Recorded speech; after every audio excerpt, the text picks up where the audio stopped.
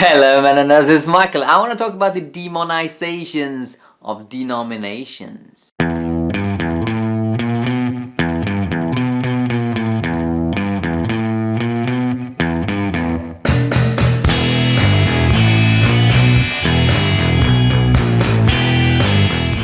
So, denominations are not biblical. They didn't exist in Jesus' time, and I hardly imagine that Jesus really intended different denominations to pop up, although I strongly believe that he wants the church to look like he intended it to look like. So when a particular church leadership is going in the wrong direction, I think it's good to bring Christianity back to its roots. That's why I am a restorationist. I believe in restoring the original church.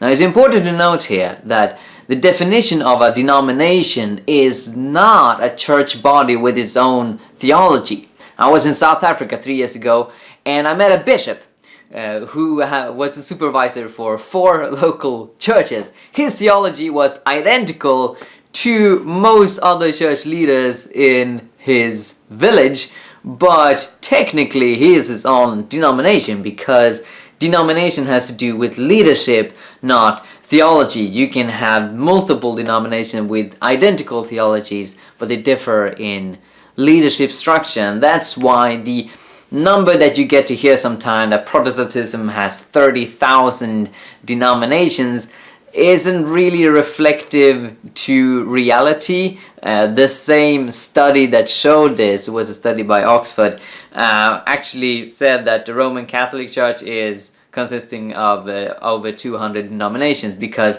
not only did they mark the line at leadership, but also by country. I think we should be a bit careful with demonizing having multiple denominations, even though, as I said, they're not biblical, but they can still serve a function.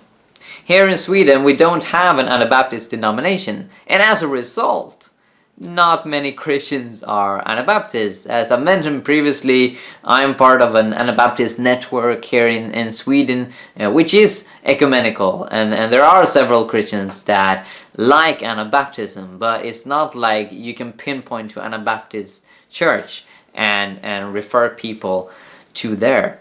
In the 70s, the Jesus revival swept over the Western world, coming from California, spreading over to Europe. And there's a big difference between how the Jesus movement was carried on in the UK as well as in Sweden.